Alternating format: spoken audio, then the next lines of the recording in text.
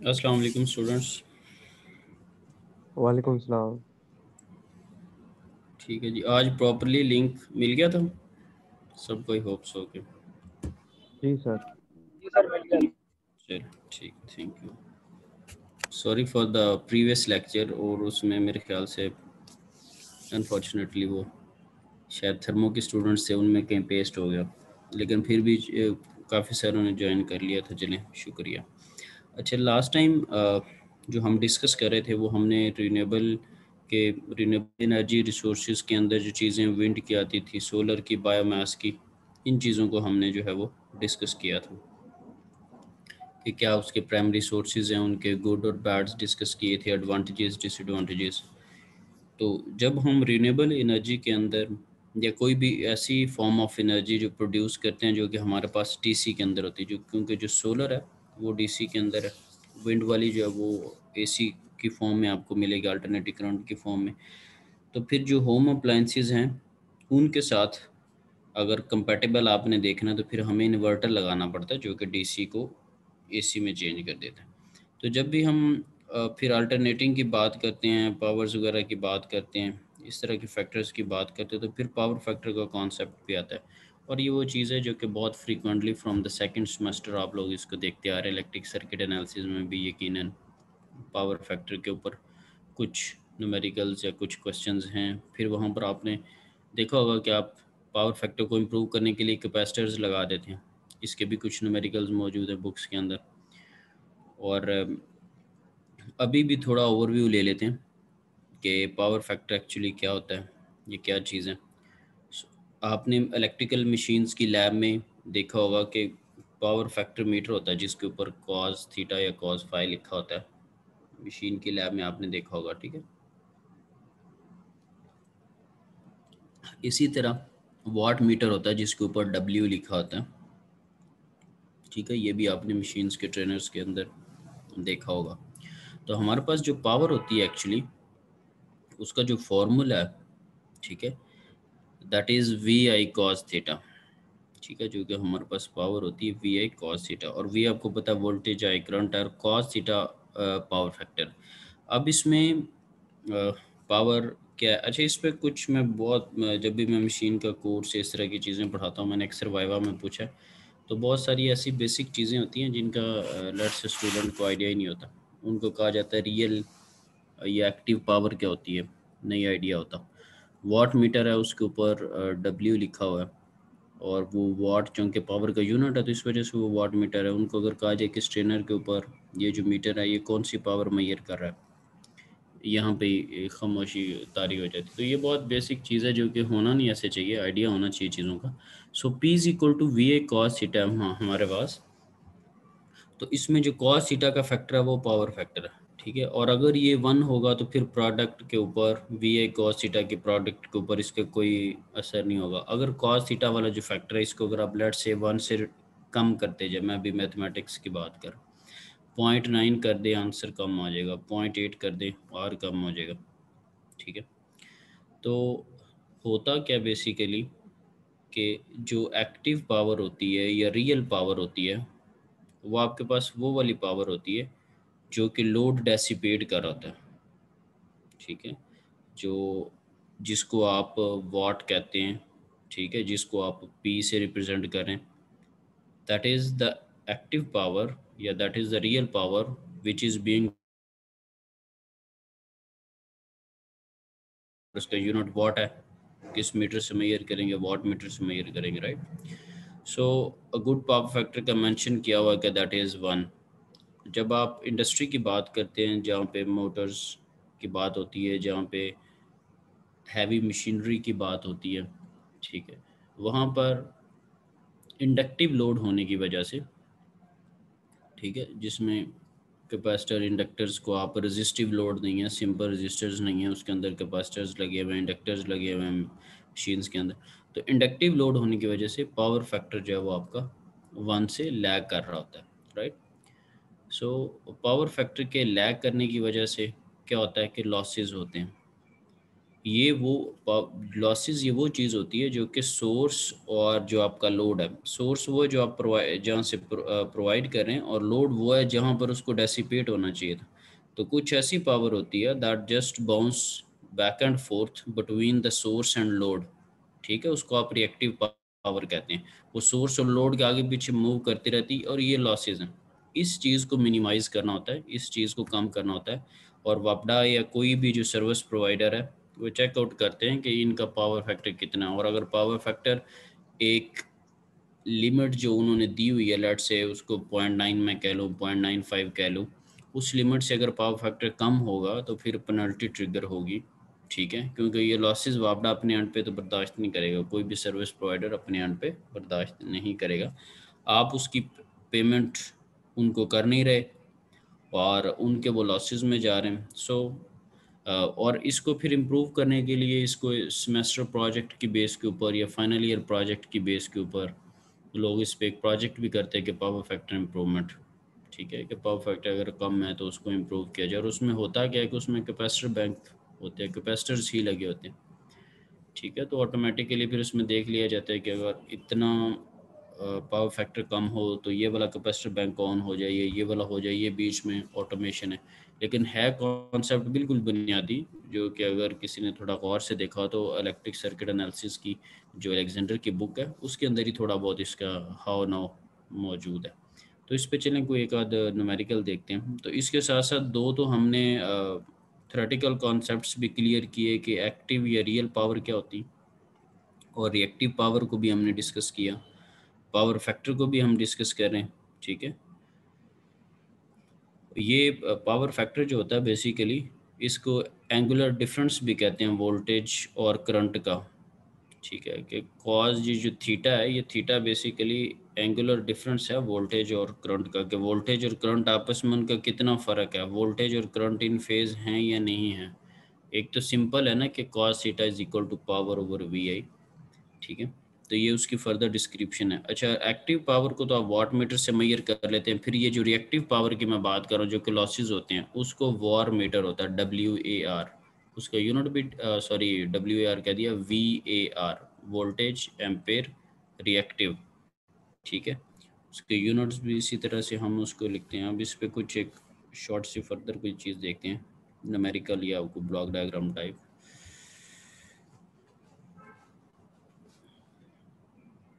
अब अगर यहाँ पर देखें तो हमारे पास एक ये एक पावर ट्रायंगल का कॉन्सेप्ट है, ये भी बहुत बुनियादी चीज़ है, बहुत जगह पे इसकी रेपिटेशन हुई होगी यकीनन। सो आपके पास क्या होता है कि ये जिसकी मैं बात कर रहा हूँ रियल पावर, या जिसको आप वाट में मेजर करें, ठीक है, that is the actual power which is being dissipated by the load ना, वाट में हम मेजर करते हैं, वाट मीटर यूज़ करते हैं, formula P is equal to V cos theta है, राइट, ठीक है। उसी सेंस में ये जो वर्टिकुलर पे यहाँ पे ड्रॉ है ना, Q is equal to VI sine theta, ठीक है, परपेंडिकुलर के ऊपर। इसके यूनिट्स की मैं आपसे बात कर रहा था, VAR, वोल्ट्स एम्पेयर्स रिएक्टिव, ठीक है, कौन से मीटर से मेजर करते हैं, वार मीटर से, ठीक है जी। और हमारे पास ये यहाँ पे यूनिट का लिखा भी हुआ, अपेरेंट पावर, ये आपके पास बेस परपेंडिकुलर हाइपोटेनस पे जो चीज़ आ रही है अपेरेंट पावर, उसको आप एस से रिप्रेजेंट करें, S is equal to VI, और इसके वोल्ट एम्पेयर यूनिट है, ठीक है। और ये P is equal to VI cos theta के अंदर इसका VI वाला रोल है, जो कि VI है वो आपके पास अपेरेंट पावर है। और यहाँ पर अगर देखा जाए एक वैसे सिंपल उसने लोड लगा दिया, ठीक है, यहाँ पे रेजिस्टेंस है, ये इंडक्टर है, इंडक्टिव लोड है, ठीक है, इंडक्टिव आपके पास, ठीक है। सो इंडक्टिव लोड की वजह से आपके पास जो पावर फैक्टर होगा वो कम हो जाएगा, और आप उसको इम्प्रूव करने के लिए पैरेलल में, ठीक है, एक कैपेसिटर लगाया हो, और ये इंक्रीज़ भी कर सकता है। इसका प्रॉपर जो है वो थ्योरेटिकल नॉलेज है कि कितने कैपेसिटर्स लगाने चाहिए, प्रॉपर कैलकुलेशन होगी कि कितनी कैपेसिटेंस के कितने कैपेसिटर क्या लगने हैं, ठीक है जी, तो इसको इम्प्रूव कर दिया जाए। अच्छा, बाकी कैपेसिटर और इंडक्टर का आपको बिहेवियर पता ही होगा कि कैपेसिटर जो है वो इलेक्ट्रिकल की फॉर्म में एनर्जी जो है वो स्टोर करता है, और इंडक्टर जो है वो मैग्नेटिक एनर्जी की फॉर्म में जो है, मैग्नेटिक फील्ड की फॉर्म में जो है वो एनर्जी को स्टोर कर रहा होता है। कैपेसिटर जो है वो वोल्टेज सेंसिटिव है, इंडक्टर जो है वो करंट सेंसिटिव है।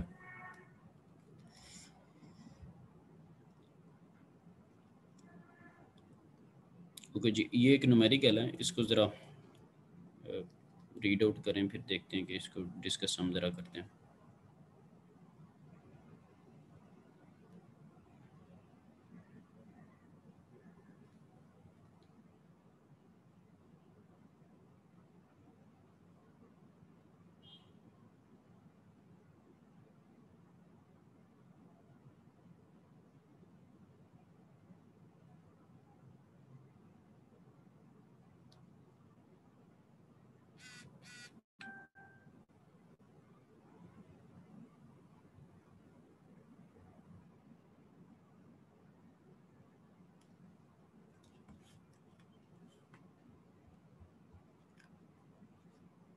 सो इसमें हमें कहा जा रहा है कि 230 volt induction motor draws 25 ampere of current, ठीक है, while delivering 3700 watt of power to shaft. ये अपनी शाफ्ट को जो है वो जो पावर डिलीवर कर रही है, ठीक है, यानी कि जो लोड को पावर डिलीवर कर रही है, दैट इज़ 3700 वाट, और ये वो एक्चुअल पावर है, रियल पावर है हमारे पास। P इज़ इक्वल टू 3700 वाट।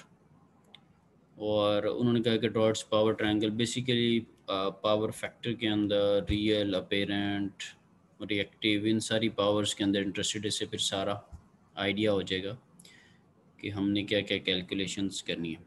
आगे यहाँ पर कैपेसिटर के रिस्पेक्ट से भी कैलकुलेशंस होंगी, अगले न्यूमेरिकल में थोड़ा वो भी हमें देखने को मिलेगा। सो रियल पावर हमारे पास 3.7 किलो वाट है। अच्छा, अभी हम ये भी फर्दर आगे डिस्कस करते हैं अभी थोड़ी देर के बाद कि कैपेस इंडक्टिव लोड है तो कैपेसिटर ही क्यों लगा रहे हैं, किसने कहा कि यहाँ पर कैपेसिटर लगा दें, और उसमें बेसिकली क्या लॉजिक है। तो होपफुली इससे हमारे कुछ कॉन्सेप्ट्स इम्प्रूव होंगे यकीनन। अपेरेंट पावर है, पेरेंट पावर का आपको फॉर्मूला पता है कि दैट इज़ वी आई, ठीक है, उसका सिंबल जो है वो एस से उसको ज़ाहिर किया जा रहा है। वी आपके पास वोल्टेजेस हैं, 230 वोल्ट की इंडक्शन मोटर थी और दैट ड्रॉज है 25 एम्पेयर ऑफ करंट, 25 से मल्टीप्लाई कर दिया, that is 5750 volts ampere. Units वही होंगे जो कि यूज़ करने, तो that is 5.75 kilo volt ampere. ये पिक्चर की पेस्टिंग की वजह से वी आपको यहाँ पर नज़र नहीं आ रहा होगा, ठीक है। अच्छा, जब मैं आपको पढ़ा रहा होता तो कर्सर मैं साथ साथ मूव कर रहा था, ये आप लोगों को भी वहाँ पर विजिबल है स्लाइड के ऊपर कर्सर मूव कर रहा, एरो जैसे जैसे? Yes sir. जी सर। ठीक है, ठीक, चले। ओके जी, तो पावर फैक्टर जो है, पावर फैक्टर आपको पता है P is equal to V I cos theta, तो उसमें कॉस थीटा आपका पावर फैक्टर है, तो that will be P over V I, यानी कि real power over apparent power. तो दोनों आपने यहाँ पर कैलकुलेट कर लिए, तो पावर फैक्टर आपका 0.6435 आ रहा है, ठीक है जी, जो कि काफ़ी कम है, 1 की निस्बत काफ़ी कम है। आइडियल सिचुएशन में 1 होता है, ठीक है। चलें जी, अब हम फेज़ एंगल फाइंड आउट करने लगे हैं। इसका भी बताता हूँ कि क्यों कर रहे हैं। पावर फैक्टर आपके पास होता है cos theta, so cos theta is equal to 0.64। तो अगर थीटा निकालना हो तो that will be theta is equal to cos inverse 0.64। वो आपके पास 50 एंगल निकल रहा है।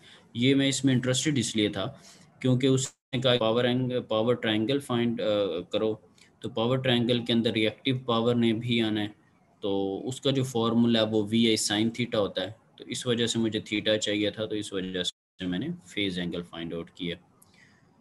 ओके जी, सो रिएक्टिव पावर का फॉर्मूला होता है वी आई साइन थीटा।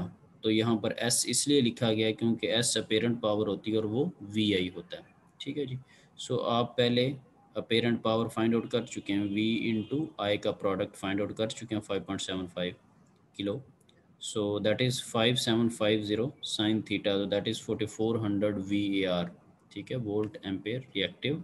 सो 4.40 अच्छा, ये जो रिएक्टिव पावर आपके पास है ये लॉसेस में जाएगी, ठीक है, ये लॉस है, ये यूटिलाइज नहीं हो रही, तो इतनी पावर जो है वो लूज़ हो रही, ठीक है, और उस वजह से आपके पास पावर फैक्टर भी कम आ रहा है। ठीक है जी, अहमद कोई क्वेश्चन है? सर क्वेश्चन इस हवाले से कि सर मेल जो है वो सर लिंक आता नहीं है, तो सर वो पता ही नहीं चलता क्लास का, हम वेट करते रहते हैं सर।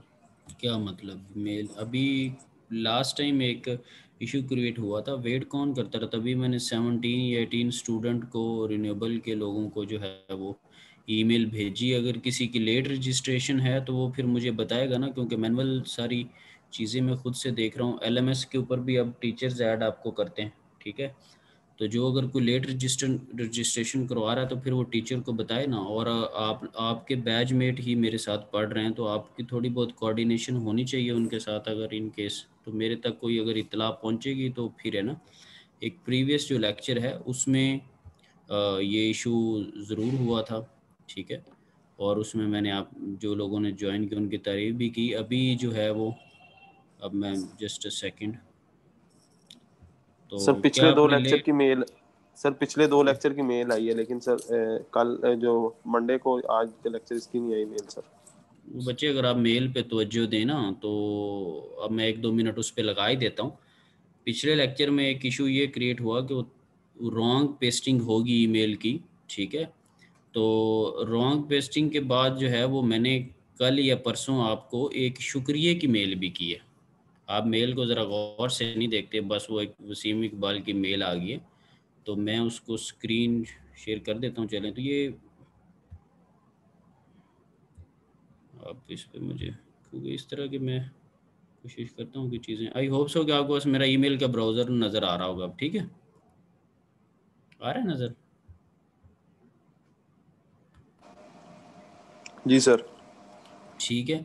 सो ये जो मंडे वाली है वो एक ईमेल प्रॉपर नहीं गई थी, ठीक है, एक सिर्फ स्टूडेंट को गई जिसकी वजह से कुछ लोगों ने ज्वाइन किया है। तो यहाँ पर अगर आप कल मंडे वाले दिन देखें, 2 डेज अगो मंडे वाले दिन मैंने आपको कहा हुआ है कि thank you for today's lecture, I appreciate the way you joined lectures today's lecture. ये मुझे पता है कि आपने किस तरह से उसको ज्वाइन किया, तो यहाँ पर आपकी तारीफ़ बनती थी, वहाँ पर तारीफ़ भी की है, ठीक है, और कहा है कि अगर कोई इशू है तो मुझे ईमेल करें। अब साथ में वीडियो आपको लिंक भी भेजा हुआ है कि इन केस अगर किसी की कोई किसी इशू की वजह से मिस हो गई है तो वो वीडियो लिंक के थ्रू। और आज की जो बात है, 29 मिनट्स अगो रिन्यूएबल एनर्जी का लेक्चर, और ये आप लोगों को गया हुआ है। तो अगर एक चीज़ अगर कोई हुई है उस पे आपका शुक्रिया भी हो गया है, उस पे अपोलोजाइज भी हो गया, तो मेरे ख्याल से अब क्या कौन सा लिंक नहीं आता। ठीक है सर, थैंक यू। हाँ, मैं उस पे जो चीज़ है उसको सरे खाम तस्लीम किया है, ठीक है, जहाँ पे शुक्रिया बनता हो, बच्चों का शुक्रिया भी अदा करना चाहिए, तो वहाँ पर मैंने अप्रिशिएट किया आप लोगों के एक्ट को। अगर कहते हैं अब वैसी ऑनलाइन क्लास अगर हाइब्रिड होती तो कप ऑफ टी पे चलें, शुक्रिया अदा कर देता, तो अभी कबूल कर लें, ठीक है जी, बगैर थैंक यू चाय के हो जाएगा कबूल या नहीं? सर, वैसे ही कबूल हो जाएंगे सर। चलें, जज़ाकल्लाह। अच्छा, तो इसमें ये है कि असल में ना इस दफ़ा पहले ये होता था कि एलएमएस स्टूडेंट ना खुद ही ज्वाइन कर लेते थे, और मैं मोस्टली लिंक्स वगैरह ना एलएमएस पे मतलब दे देता। तो अब इन्होंने एलएमएस पे स्टूडेंट की जो ज्वाइनिंग है उसको मैनुअल कर दिया, यानी कि टीचर एंड से। तो वो पहली दफ़ा मेरे पास अब मंडे वाली क्लास भी मैं यानी कि 7:50 पे यहाँ पर आ गया था कि मेरी आज पहले दिन क्लास है, तो मैंने स्टूडेंट्स को इनके ईमेल आईडीज़ मैंने पिक करके इनको ईमेल करनी, साफ ज़रा उस पर थोड़ा टाइम लगता है। तो लेकिन वो अभी एलोकेशन उस तरह से नहीं हुई थी, वो ऑफिस में मैं बैठा भी रहा, लेकिन मैं मंडे को अपनी चीज़ों को इनिशिएट नहीं कर सका due to some reasons, system की वजह से। सो उसके बाद फिर इन लोगों से हमने, यानी कि अपने डिपार्टमेंट एंड से मुझे जो आपके आईडीज़ मिले थे, ठीक है, क्योंकि ऑनलाइन पोर्टल पे कल तक तो शो नहीं हो रहा था मेरे पास आप लोगों को, तो मैनुअली फिर मैंने उस्मान मुमताज़ से 18 या 19 स्टूडेंट थे उनके आईडीज़ लिए थे। फिर एक और स्टूडेंट था उस 095, अब तो उसको उसने फिर मुझे बताया कि ईमेल नहीं आती, फिर उसको भी मैंने मैनुअली ऐड किया। तो कुछ यानी कि चीज़ें इस तरह की हैं, तो फिर मैक्सिमम को मैंने बीच में ऐड अप कर दिया हुआ है। और अगर किसी और को यानी कि लिंक नहीं आता ये इस सेंस में, तो वो मुझे बता दे, फिर उसको मैं ईमेल में उसको भी इंक्लूड कर लेता हूँ। तो मोस्टली यानी कि लिंक जा रहे हैं, बस वो थोड़ा बहुत एक ज़रा मिसअंडरस्टैंडिंग की वजह से चीज़ें थोड़ा अजीब हो गई थी लास्ट लेक्चर में। तो बाकी चलो ठीक है, अगर किसी को यानी कि बाकी क्लास को लिंक मिलता है, किसी को नहीं मिलता, फिर उसका भी ईमेल आईडी मैं बीच में पेस्ट कर दिया करूँगा। और अदर देन दिस कोर्स यानी कि कोऑर्डिनेशन अच्छी रखा करे।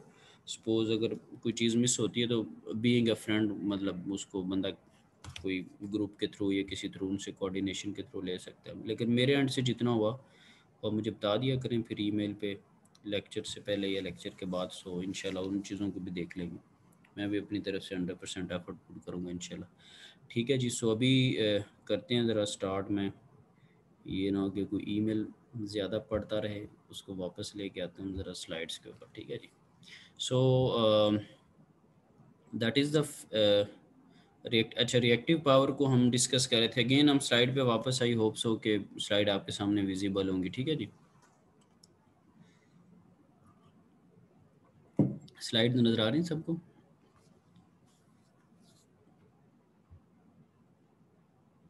Yes sir. ठीक है, ठीक है।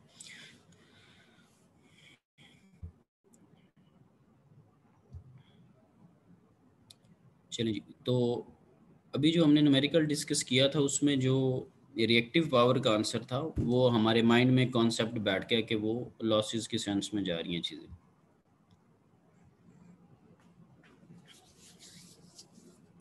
अच्छा, ये सम टाइम कुछ एग्जांपल्स जो हैं वो ओल्ड वर्जन से हैं, तो थोड़ा बहुत रिलेट करने के लिए मैंने इसको यानी कि जो आपकी कोर्स बुक है, ठीक है, उसके अंदर ये 3.8 एग्जांपल है, तो वो थोड़ा मेंशन किया हो कि अगर स्टूडेंट ने कोई नोट्स के तौर पे सर्च आउट करनी हो तो वो देख सकता है अदर देन स्लाइड्स।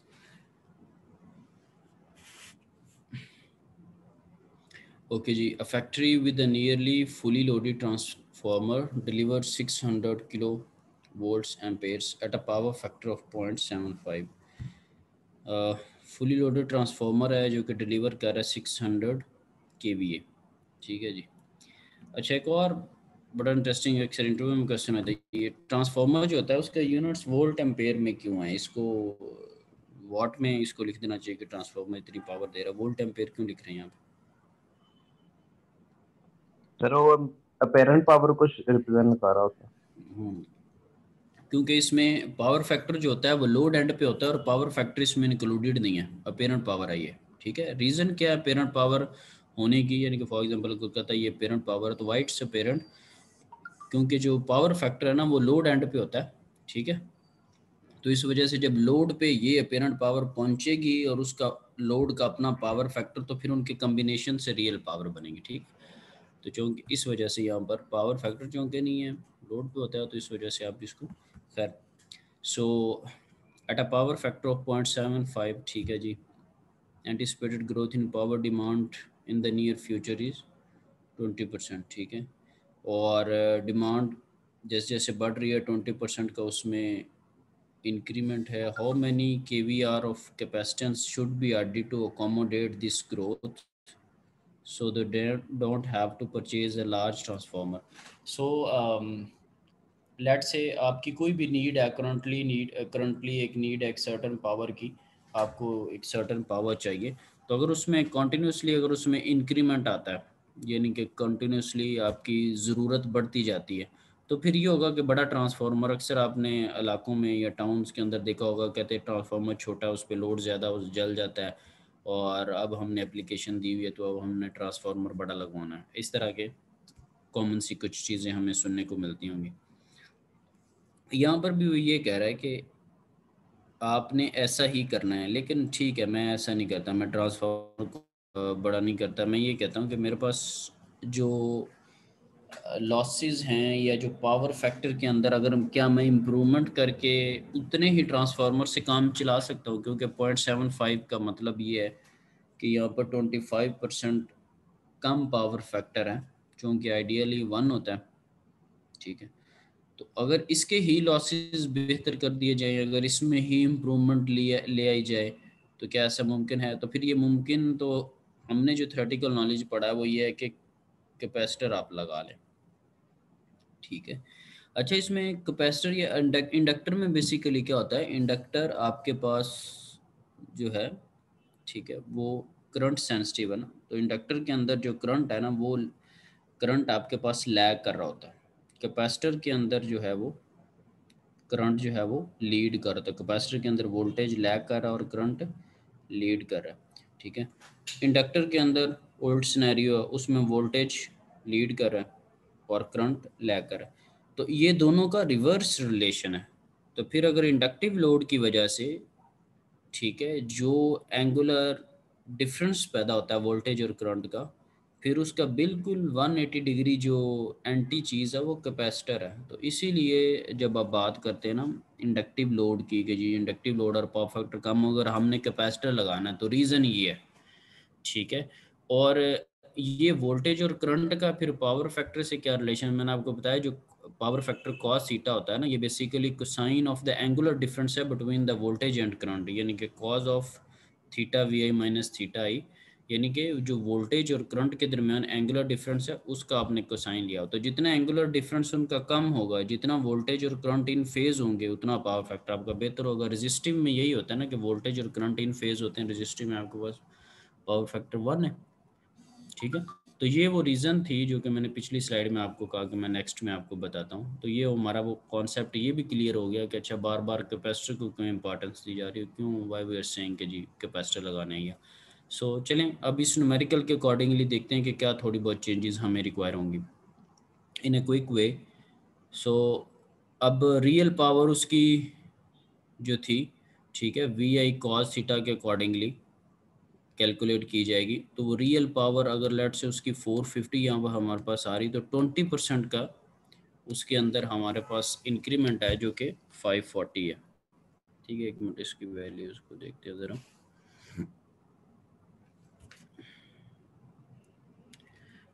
अच्छा अब एक यहाँ पे एक शॉर्ट सा एक क्वेश्चन लेते हैं कि 450 प्लस इसने 90 क्यों लिखा हुआ,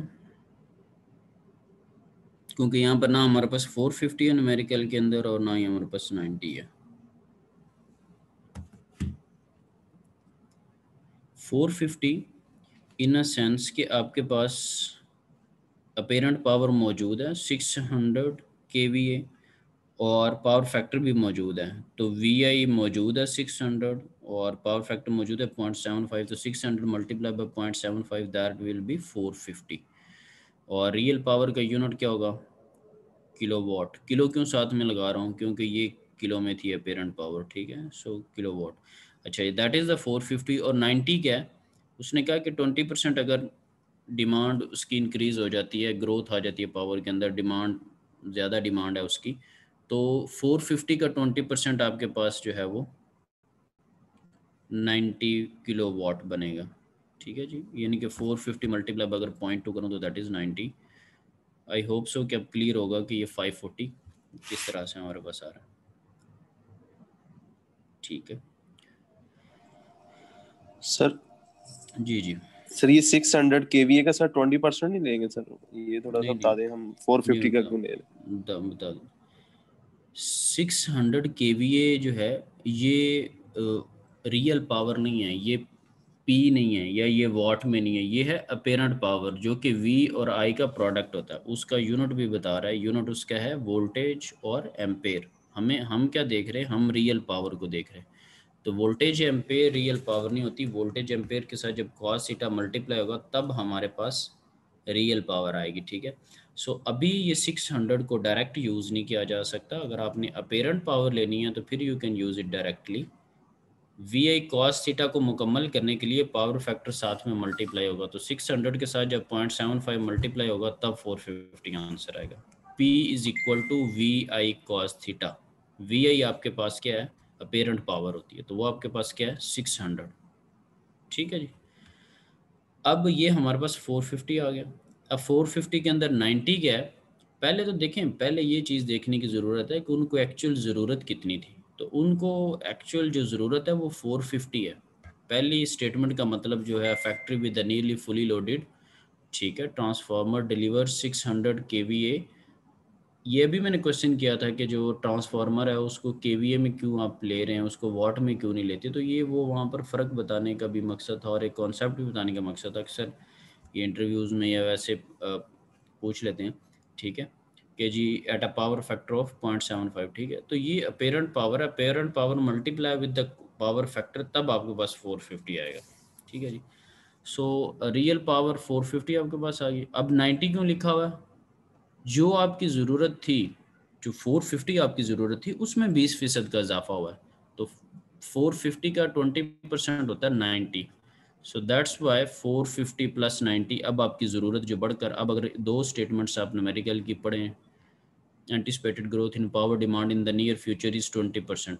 सो यहाँ तक अगर आप पढ़ें तो फिर आपकी न्यूमेरिकल का जो पहला स्टेप है वो कंप्लीट हो जाता है। 540 किलो वाट आपको चाहिए 20% डाल के, और 20% को अगर आप इस एक्सक्लूड करें तो दैट इज़ 450, राइट। ओके जी। अब इसके अकॉर्डिंगली ये पेरेंट पावर क्या होगी? 450 के अकॉर्डिंगली नहीं, 5, क्योंकि टॉपिक बेसिकली ये है। टॉपिक पे थोड़ा गौर करें, न्यूमेरिकल पे थोड़ा गौर करने की ज़रूरत है। हम सिंपल वाली कैलकुलेशंस पिछले एग्जांपल में करके आ चुके हैं। अब हमारी अप्रोच कुछ और है कि अगर ज़रूरत ज़्यादा हो जाती है तो बजाय कि नया ट्रांसफार्मर लाएंगे या अपने एग्जिस्टिंग सिस्टम को ही इम्प्रूव कर लेंगे। हमारे जहन में ऐसे अब कॉन्सेप्ट्स हैं। ये न्यूमेरिकल पिछले न्यूमेरिकल से डिफरेंट है कि अगर आपके पास ज़रूरत ज़्यादा, डिमांड ज़्यादा है, तो क्या आप बेहतर सेटअप अपना बेहतर कर लेंगे, उसी खर्चे में ही बेहतरी ले आएंगे थोड़ी बहुत मॉडिफिकेशन के साथ with the help of capacitors, या एक फुल फ्लैज एक नया ट्रांसफार्मर परचेज, यानी कि डिफरेंट सी बात है, एप्लीकेशन उसकी देंगे और वो जो भी गवर्नमेंट का सेटअप है वो परचेज करना है, या आपने उसी को एडजस्ट कर लें, तो यकीनन उसी को एडजस्ट करने में बेहतरी या लॉसेस भी कम हो जाएंगे। तो इस सेंस में ये न्यूमेरिकल है, राइट। सो अब अपेरेंट पावर न्यूमेरिकल वाली नहीं चलनी, अब अपडेटेड अपेरेंट पावर होगी। रियल पावर अब आपको चाहिए 540 और आपका पावर फैक्टर 0.75। तो जो अपेरेंट पावर अब आपको चाहिए दैट इज 720 kVA, ठीक है। 720 kVA अपेरेंट पावर रिक्वायर्ड है अपडेटेड सिनेरियो के अकॉर्डिंगली। सो रिएक्टिव पावर क्या होगी? Q is equal to VI sine theta, ठीक है। और अपडेटेड जो VI है दैट इज 720। अब वो 600 की बातें नहीं हो रही, साइन थीटा आपके पास, ठीक है। अच्छा, अब यहाँ पर देखने की ज़रूरत यह है कि हमारे पास थीटा तो हमें गिवन ही नहीं है, तो इसने साइन के अंदर 41.4 कैसे लिख लिया? सर वो पावर फैक्टर से निकाला सर। ठीक है जी, पावर फैक्टर क्योंकि आपके पास 0.75 गिवन है, यानी कि cos theta is equal to 0.75, तो वहाँ से आप जो है वो थीटा वो फाइंड आउट करें, ठीक है जी। ओके, अब थोड़ा और ज़रा न्यूमेरिकल को आगे लेके चलते हैं। तो हमारे पास जो रिएक्टिव पावर है 476 kVAR, ठीक है, किलो वोल्ट एम्पेयर रिएक्टिव, इतने हमारे पास इस सेंस में, लॉसेस के सेंस में वैल्यूज आ रही। ओके जी। To still supply only 600 kVA the power factor will have to be improved to at least. अगर आपके पास जो पावर फैक्टर है, क्योंकि बात ही उसी की हो रही कि पावर फैक्टर के अंदर इम्प्रूवमेंट्स लेके आनी, पावर फैक्टर को हमने जो है वो बेहतर करना है। सो अगर आप यही सिनेरियो चाहते हैं, यही सारा कुछ चाहते हैं, तो 540 kilo watt divided by 600 kVA, अगर आप इसी सेटअप के अकॉर्डिंगली, यानी कि 600 आपके पास सप्लाई जो ट्रांसफार्मर की है जो कि आपको डिलीवर कर रहा है 600 kVA, और आपको रियलिटी में चाहिए 540, रियलिटी में आपको 540 चाहिए, रियलिटी में आपको 450 नहीं चाहिए, 450 नहीं चाहिए, अपडेटेड आपको रियल पावर चाहिए without buying a new transformer. तो 540 अपडेटेड पावर के साथ, और आपका ट्रांसफार्मर दे रहा था 600 आपको, तो उसके अकॉर्डिंगली जो आपको पावर फैक्टर चाहिए, जो पावर फैक्टर पे इम्प्रूवमेंट चाहिए वो 0.9 चाहिए। अगर आप 0.9 कर ले अपने पावर फैक्टर को, तो आप इसी 600 kVA के साथ आप 540 किलो वाट जो अपडेटेड पावर है, जो कि नई डिमांड है, उसके साथ आप अपनी डिमांड को पूरा कर सकते हैं। तो अब ये 0.9 के आने का भी मकसद यहाँ पर क्या है, क्योंकि फार्मूला पावर फैक्टर का क्या होता है, real power divided by the apparent power. So 0.9 आपको अपडेटेड वर्जन में पावर फैक्टर चाहिए, और ये 0.9 डेफिनेट सी बात है, फिर कैसे होगा, फिर कैलकुलेशन सारी की जाएंगी कि कितने का कैपेसिटर बैंक लगना है, क्या लगना है, क्योंकि 0.75 से 0.9 या अपने 0.15 की ऑलमोस्ट इम्प्रूवमेंट करनी है। ठीक है। अब इसी को ही थोड़ा फर्दर एक्सटेंड करने के लिए, ये इसी के कॉन्सेप्ट्स को थोड़ा और इन्हेंस करने के लिए आगे कुछ चीज़ें हमारे पास मौजूद हैं।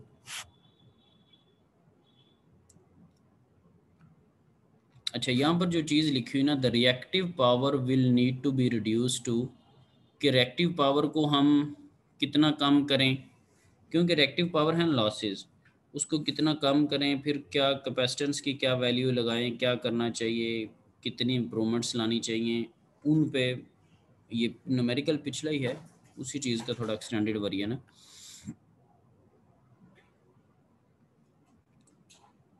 क्योंकि अगर आप देखें तो आपके पास 600 kVA जो ट्रांसफार्मर हमें दे रहा है, Q क्या है, रिएक्टिव पावर है, Q का फॉर्मूला क्या है, Q is equal to VI sin theta. तो हमें ट्रांसफार्मर दे रहा था 600 kVA का ट्रांसफार्मर। साहब जरा 600 kVA का लाया तो उसने उतने देना है, उसकी जाने बुला के आपका आगे क्या लॉसेस है, क्या सेटअप है, वो आपका अपना मसला है, वो 600 kVA ही आपको देना। यहाँ पर अगर देखा जाए साइन 25.8, यहाँ पर अब देखने की ज़रूरत ये है कि प्रीवियसली साइन वो यूज़ कर रहा था 41.4, यानी कि उसका जो थीटा था, अब वो कहता है 25। तो ये फ़र्क कैसे पड़ गया? ये फ़र्क किस सेंस में पड़ गया कि अगर आप इम्प्रूवमेंट लाना चाहते हैं तो आप कहते हैं कि आपका power factor that should be 0.9, तो 0.9 के पावर फैक्टर की वजह से अब थीटा डिफरेंट होगा, क्योंकि cos theta is equal to 0.9 का कुछ और आंसर है, cos theta is equal to 0.75 का कुछ और आंसर है। तो यहाँ पर आपने 0.7 के रिस्पेक्ट से थीटा निकाला था, यहाँ पर नेक्स्ट में आप 0.9 के रिस्पेक्ट से, तो अपडेटेड आपके पास एंगल है, ठीक है। तो ये 261 kVAR आ रहा है। अगर आप पावर फैक्टर इम्प्रूव कर लेते हैं, पावर फैक्टर अगर इम्प्रूव कर लेते हैं, तो पुरानी रीडिंग लॉसेस की आ रही थी 476, अब लॉसेस की रीडिंग आ रही है 261। तो आपने 215 kVAR जो है, ठीक है, ये पावर फैक्टर करेक्टिंग के अंदर आपको फर्दर जो इम्प्रूवमेंट लानी है वो इतनी लानी है, ठीक है। प्रीवियसली इतनी थी 476, अब आपने एंगल के रिस्पेक्ट से जो पावर फैक्टर रिएक्टिव पावर है, जो लॉसेस है, उनको कम कर लिया, 261 कर लिया। 476 पहले आंसर था, अब बेहतरी ला के 261 तक आप उसको ले आए। तो पावर फैक्टर की जो इम्प्रूवमेंट करने की ज़रूरत है वो 215 है। क्यों? क्योंकि 476 के अंदर से जो 261 हो गया, ये कैसे हो गया? क्योंकि न्यूमेरिकल सॉल्व करते तो नहीं ना काम बनेगा। मिसाल के तौर पे आपने कैलकुलेशन की और आपने कहा सर 476 आंसर आ रहा है, इतने लॉसेज हैं। मैंने न्यूमेरिकल में थोड़ी हेर फेर की और मैंने कहा कि अब 261 है, अब खुश हो। तो ऐसे खुशी से काम नहीं चलेगा, क्योंकि हमें पता होना चाहिए कि 476 से 261 तक कैसे पहुंचा, ये जो मैंने नंबर्स को कैसे कम किया, कितने मैंने नंबर्स को कम किया, 215 नंबर्स। आपको ऐसे लग रहा होगा जैसे सर ने उड़ा दिए। 215 का मैंने क्लेम करना शुरू कर दिया कि मैं 215 की बेहतरी ले आऊँगा। तो ये बेहतरी किस तरह से आनी? ये कैपेसिटर लगेंगे इंडक्टिव लोड के साथ। अभी स्टार्टिंग में जो न्यूमेरिकल आपने देखा, उसके अंदर जो सिनेरियो आपने देखा, तो आपके पास कैपेसिटर लगेंगे। अब बिफोर थोड़ा डायग्राम्स को देख लेते हैं, उनसे और बेहतरी आ जाएगी। न्यूमेरिकल यही चल रहा है कि करेक्शन से पहले 450 किलोवाट आपके पास सिनेरियो था, 90 के आपके पास ग्रोथ होगी, एंटिसिपेटेड ग्रोथ, ठीक है। सो 90 किलोवाट की। तो अब एक्चुअल में वो डिमांड कर रहे थे उसी पुअर पावर फैक्टर के साथ 720 kVA का। तो एक तो सोल्यूशन ये था कि 720 kVA का ट्रांसफार्मर यहाँ परचेज कर लें, एक सोल्यूशन ये था कि पावर फैक्टर को इम्प्रूव कर ले। तो हम पावर फैक्टर को इम्प्रूव करने की डिस्कशंस कर रहे हैं। We are not going to buy a new transformer, right. So 600 kVA numerical के अंदर ही हमें गिवन था। थीटा 41.4, ये पावर फैक्टर हमें 0.75 गिवन था, उसके रिस्पेक्ट से है, ठीक है जी। सो रिएक्टिव पावर, जो वैसे रिएक्टिव पावर थी वो 397 kVAR थी। अपडेटेड के साथ चूँकि आपका 20% ग्रोथ है, तो उसके साथ आपका 476 आंसर आया था। That was the before correction. सो अब आपने कैपेसिटर बैंक यूज़ कर लिया, जो कि 215 kVAR की इम्प्रूवमेंट्स लेके आ रहा है bye improving the power factor, by reducing the angular difference between the voltage and current, जो कि पावर फैक्टर होता है। इन वोल्टेज और करंट को इन लाइन करने की कोशिश कर रहा है। ठीक है जी।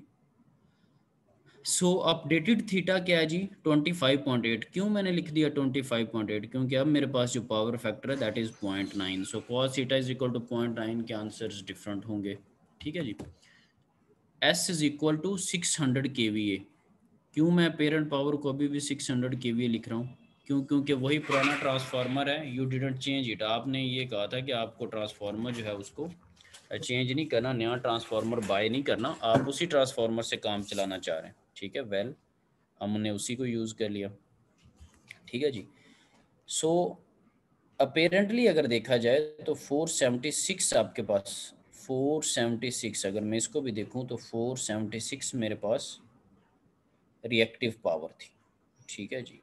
विदाउट पावर करेक्शन के साथ डैश, ये शेडेड लाइंस आपके पास डैश डैश के साथ लगी हुई हैं, जस्ट आपको ये शो करवाने के लिए कि पहले क्या मैकेनिज्म था। सो अब आपने क्या काम किया है, अब आप ये देखें कि 215 kVR आप कैपेसिटर बैंक के थ्रू ले रहे हैं। 215 लेने का मतलब ये है कि यानी कि वोल्टेज और करंट को इन लाइन कर दिया तो ऑटोमेटिकली मिल रहे हैं। कैपेसिटर बैंक लगाने से इम्प्रूवमेंट्स आ गई। ठीक है जी, 215। बाकी जो आपके पास चीज़ बची है दैट इज़ 261 kVR।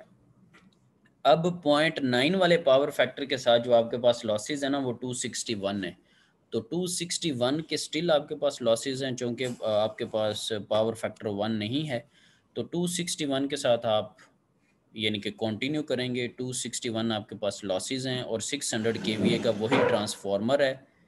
और थीटा जो है वो आपने इम्प्रूव कर लिया है कैपेसिटर बैंक लगा के। तो that was a summary overall.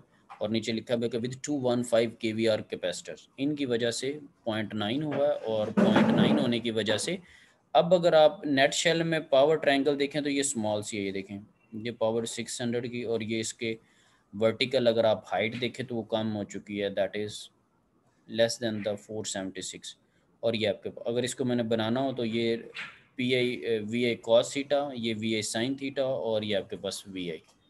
ठीक है जी। और अब इसमें अगला जो क्वेश्चन है, यानी कि माइट भी वो यहाँ पे उसकी आई होप सो कि आगे हैव डिस्कशन वैसे कि कैपेसिटर कितनी कैपेसिटेंस का आपके पास कैपेसिटर होना चाहिए। क्योंकि अगला ये क्वेश्चन है ना कि ओके दैट्स फाइन 215 हमने कैपेसिटर से लेने हैं, तो अब हमें क्या करना चाहिए। ठीक है, कितने कितने क्योंकि मार्केट में जाएंगे, ये तो इंजीनियर है ना, एक प्रोजेक्ट के तौर पे मैं इसको ले रहा हूँ, तो मैं वहाँ पर खुद से जाऊँगा, उसको कहूँगा कितनी कैपेसिटेंस के मुझे कैपेसिटर्स दे दो। अगर उतनी करनी है तो मैं उनको सीरीज़ वगैरह में लगा लूँगा। वो भी आपकी सर्किट एनालिसिस की बुक में लिखा हुआ कि रेजिस्टेंसेस कैसे सीरीज़ में उनका कम्बिनेशन होता है, ऐड होती हैं, पैरेलल में कैसे सॉल्व करते हैं, कैपेसिटेंस को कैसे सॉल्व करते हैं। जिन्होंने थोड़ा अच्छा पढ़ा होगा उनको थोड़ा रिवाइज हो रहा होगा। सीरीज़ के अंदर कैपेसिटर को सॉल्व करने के न्यूमेरिकल्स हैं, पैरेलल के अंदर इसी तरह कैपेसिटेंस का सीरीज़ पैरेलल में क्या रिलेशन। अगर मुझे मिसाल के तौर पे लेट से मुझे 100 फैरड का चाहिए या माइक्रो फैरड का चाहिए, तो जाता हूँ 100 का वहाँ पे मौजूद नहीं है, मेरे कॉन्सेप्ट्स क्लियर, मैं 50-50 के दो ले लेता हूँ। तो इट्स अप टू मी कि मैं उनको कैसे पिक कर रहा हूँ। अब मिसाल के तौर पे 100 के वो कहता है जी 50-50 के बजाय आपको 10-10 वाले मिलेंगे, मुझे कोई इशू नहीं, मैं 10-10 के कनेक्शंस कर लूँ, 10 को जोड़ के 100 बना लूँ। ठीक है, ये वो चीज़ है जो एक पूरे एक सेमेस्टर प्रोजेक्ट के तौर के ऊपर करते हैं। मैंने उसकी आपको एक विद इन फ्यू मिनट्स के लेक्चर के अंदर उसकी सारी आपको डिस्क्रिप्शन बता दी। So it's up to us कि हम कौन से टॉपिक को, कौन से लेक्चर को किस सेंस में हम इसको यूज़ करते हैं।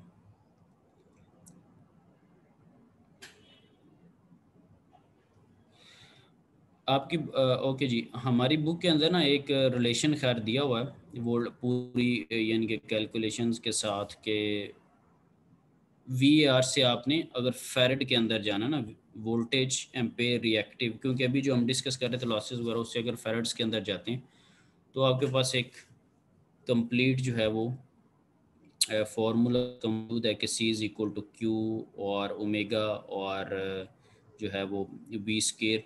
ठीक है, वोल्टेज का रिएक्टिव पावर वो वाली पावर होगी जो कि अभी आपने न्यूमेरिकल से सॉल्व किया, उसको मैं क्यू से रिप्रेजेंट करता हूँ। ठीक है, और ओमेगा जो मेरे पास है दैट इज़ 2πf। ठीक है, और एंगुलर फ्रीक्वेंसी है, पाई की आपको वैल्यू सबको पता है, और एफ आपके पास फ्रीक्वेंसी है। पाकिस्तान के अंदर 50 हर्ट्ज़ यूज़ होती है। ठीक है, और ये चूँकि यूएस बेस्ड आपके पास बुक है तो यूएस के अंदर 60 हर्ट्ज़ इस्तेमाल होती है, तो अक्सर न्यूमेरिकल में आपको 60 हर्ट्ज़ का कॉम्बिनेशन मिलेगा। तो सबसे पहली बात कि जी ओमेगा कैसे फाइंड आउट करना, दैट इज़ 2 पाई एफ। पाई की वैल्यू हमें पता है, ठीक है। और एफ एफ का क्वेश्चन भी क्लियर हो गया कि लोकली हमारे पास 50 है, यानी कि अगर हम यहाँ पर अगर काम करें और न्यूमेरिकल यहाँ पे 60 क्यों, मैंने आपको बताया यूएस बेस्ड आपके पास है 60 हर्ट्ज होगी। वी क्या है, वी आपके पास गिवन है, उस वो जो अप्लायंस है उसका क्या वोल्टेज है, लेट्स से द 250 वोल्ट यहाँ पर अगर सपोज मेंशन है, 60 हर्ट्ज ये मेंशन है, ठीक है जी। अब बात आती है इस न्यूमेरिकल के, इस फॉर्मूला के अंदर क्यू क्या है। तो अगर मैं क्यू आपको पिछली न्यूमेरिकल में ले जाऊं तो क्यू पहले आपके पास विदाउट इम्प्रूवमेंट 476 था, विद इम्प्रूवमेंट्स अब आपके पास रह गया 261। तो फिलहाल जो मेरे टॉपिक में जो मेरी जहन जाएगा वो 261 पे जाएगा कि 261, ठीक है जी। और आप वैल्यू प्लग इन कर दें इस न्यूमेरिकल के अंदर, चूँकि ये सारा आप सॉल्व करेंगे ना बेसिकली, ठीक है। इस न्यूमेरिकल के अंदर जब न्यूमेरिकल वो सॉल्व करेगा, ये जो यहाँ पर मेंशन है इस स्लाइड के अंदर, तो उसका आंसर निकलता है 3010। जैसे हमने प्रीवियसली आंसर्स निकाले तो हमारा 261 आ रहा था, ये अगला क्वेश्चन है तो इसके अंदर उसका 310 आ रहा, तो उसको पता लग गया कि 139 माइक्रोफैरड का कैपेसिटर लेके आना है। अगर मैं इस एग्जांपल को सॉल्व करता हूँ, ये अगली एग्जांपल की रीडिंग्स है, ठीक है, कि 139 में अब आप चले जाएं मार्केट में 139 को पूरा कर लें कि किस तरह से कितने कितने के आपको कैपेसिटर मिले, ठीक है। ये अब अगर लेट से कोई आपको कहता है कि जी मैं इतने केवीए का है और इतना पावर फैक्टर है, ये अब रटे वाली बात नहीं रही। अक्सर होता है ना स्टूडेंट्स किसी कुछ पूछे कि अच्छा यार कहाँ से वैल्यू ली, मुझे पता ही नहीं है, या वो क्योंकि बैकएंड पे तो फिर पता होता है किसी और ने बना दिया था। और इसी का ये जब आप हार्ड एक कहीं जगह पे चले जाएंगे, अब जो खरीदते हैं उनको पता होगा कि कितने में ये उन्होंने बेचना है, कितने में ये बिकेगा, ठीक है, समझ लगे ना। क्योंकि हमें तो, मुझे या आपको या हमें तो माइट भी आइडिया ना हो, अगर हम इसको रीड आउट ना करें तो हमें आइडिया ना, तो हमारे लिए तो ये है कि यार अब ये एक प्रोजेक्ट मिल गया, या एक सेमेस्टर प्रोजेक्ट मिल गया, या एक लैब प्रोजेक्ट मिल गया, या कुछ इसमें इम्प्रूवमेंट्स करके FYP तक भी करते हैं, वहाँ पे चले जाए, फिर अपनी मर्ज़ी का उनका रेट होगा, क्योंकि हमें तो किसी चीज़ का आइडिया नहीं है। तो यहाँ पे फुल फ्लैज हमारा कॉन्सेप्ट क्लियर हो गया कि C is equal to Q और ओमेगा वी स्क्वायर। अगर मैं इसको पिछली एग्जांपल से रिलेट करूँ जिसमें हमारी काफ़ी डिस्कशन रही है, ठीक है, तो उसमें अपेरेंट पावर VI के थ्रू जो है वो आप वोल्टेज फाइंड आउट अगर करना चाहते हैं तो वोल्टेज फाइंड आउट कर लें, और आपके पास 261 क्यूज़ का आया हुआ वो फाइंड आउट कर लें, omega is equal to 2 pi F कर लें, लोकली एफ को 50 ले लें, और इंटरनेशनली अगर कोई US स्टैंडर्ड देखना तो 60 ले लें। आई होप सो कि अब एक फुल फ्लैज ये टॉपिक कवर हो चुका, ठीक है, हर लिहाज से। एम आई राइट स्टूडेंट्स जी? आपकी feedback? Yes sir. I hope so कि आपने इंजॉय किया होगा। मैंने पढ़ाते किया, मुझे नहीं पता कि आपने पढ़ते पढ़ते किया या नहीं किया, ठीक है जी। सो इसकी डेरिवेशन में हम नहीं गए, वो हमारी बुक के अंदर प्रॉपर्ली मेंशन्ड है, ठीक है। अब इसी तरह जब हम नेक्स्ट में स्टार्ट करेंगे तो फिर 3 फेज़ के अंदर देखेंगे कि अभी तो सिंगल फेज़ को डिस्कस कर रहे थे ना, ठीक है, उसमें थोड़ा सा देखेंगे कि 3 फेज़ के अंदर नेक्स्ट में हम इंशाल्लाह कि हमारे पास क्या सिनेरियो होता है, क्योंकि रेड येलो ब्लू के अंदर हमारे पास 3 फेसेस हैं, एक न्यूट्रल में लाइन हो सकती है। नॉर्मली हमारे पास 4 वायर सिस्टम होता है, यानी कि 3 फेजेस हैं और एक न्यूट्रल है, तो उसके अंदर देखेंगे न्यूट्रल फिर है। थोड़ा, ठीक है, थोड़ा बहुत देखेंगे कि क्या चीज़ें। ये कम्बिनेशन आपने इलेक्ट्रिकल इस तरह की चीज़ों से आपकी थोड़ी फ्रेंडशिप मशीन्स के अंदर भी हुई होगी, जब इलेक्ट्रिकल मशीन्स के जो ट्रेनर्स हैं उसमें मेंशन वो R Y और B रेड येलो ब्लू करके, और फिर एक न्यूट्रल की भी लाइन, और ट्रांसफार्मर के पहले जो 1-2 ट्रेनर्स थे उसके ऊपर डेफिनेट सी बात आपने हैंड्स ऑन एक्सपीरियंस किया होगा जब वोल्टेज रेगुलेशन वाले आपने किए थे। प्राइमरी वाइंडिंग है, उसकी सेकेंडरी है, ठीक है।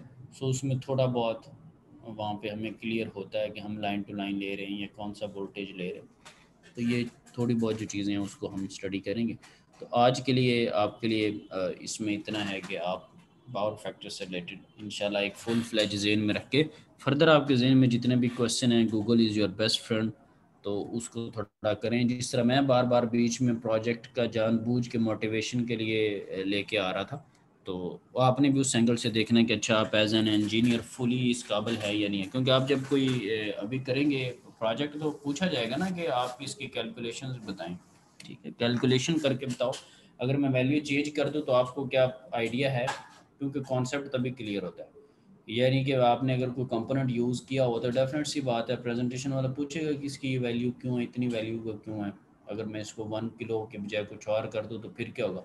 तो अगर रिवर्स इंजीनियरिंग की फॉर्म में नहीं आइडिया होगा तो फिर हम उसकी कैलकुलेशंस नहीं कर सकते। ठीक है जी, तो आज के लिए इतना ही ठीक है। ठीक है जी, थैंक यू वेरी मच। अल्लाह हाफिज़।